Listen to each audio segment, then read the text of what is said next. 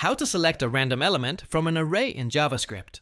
Selecting a random element from an array in JavaScript is a simple but powerful technique used in games, quizzes, or any app that needs randomness. The idea is to randomly pick one value from a list of values stored in an array. First, you need to know the array's length. JavaScript arrays are zero-indexed, meaning the first element is at index 0. To randomly pick an index, you generate a random number between 0 and 1 less than the array's length.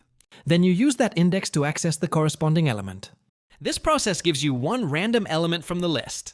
You can do this anytime, like on a button click or page load. It's especially useful in things like random quote generators, image shufflers, or random trivia apps. The randomness helps keep content fresh and engaging for the user. If you want more than one random item, you can use variations of this method, such as removing selected items or shuffling the whole array. Overall, selecting a random array element is a simple trick, but it adds a lot of functionality and interactivity to your projects.